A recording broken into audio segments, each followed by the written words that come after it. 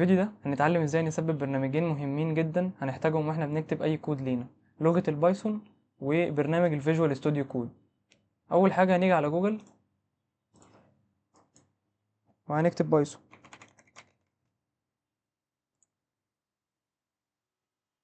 وهنيجي هنا هندوس على داونلود.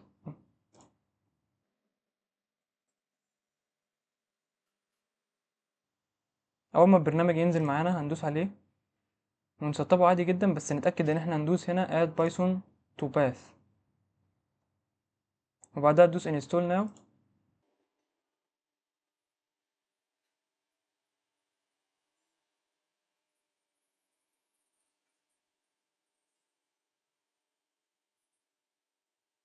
كده هو بيقول لك ان هو اتسطب خلاص، وكده بايثون بقى موجود على جهازك.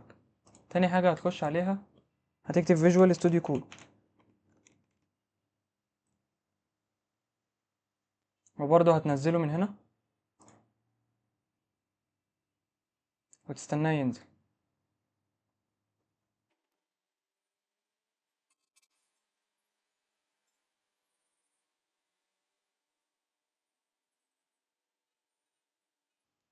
بعد ما ينزل معاك هتبدأ تسطبه عادي جدا.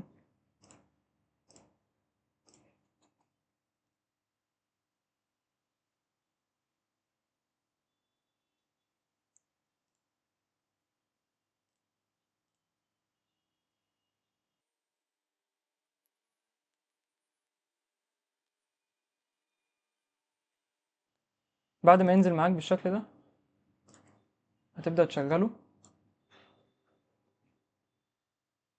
هتيجي هنا عند extensions وتدور على extension اسمها بايثون.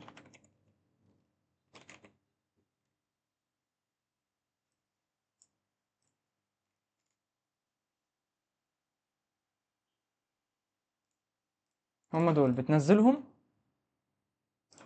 علشان بيساعدوك لو انت عايز تكتب كود كويس. وهنا دلوقتي لو جينا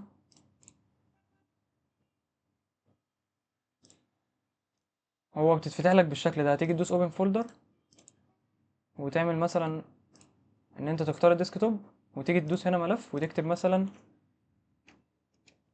اي حاجه، تدوس مثلا اي حاجه دوت بي واي. بي واي ده يعني كده اختصار للكود بتاع ملف بايثون. ولو جينا كتبنا كلمه print وفتحنا قوسين وعملنا جوه القوسين دبل كوتس، هتلاقي هجيب لك الزرار بتاعه وهتشوفها دلوقتي قدامك، وهتكتب هاي. لو جينا ندوس رن هتتبع لك كلمة هاي، وكده انت كتبت اول كود ليك في بايثون.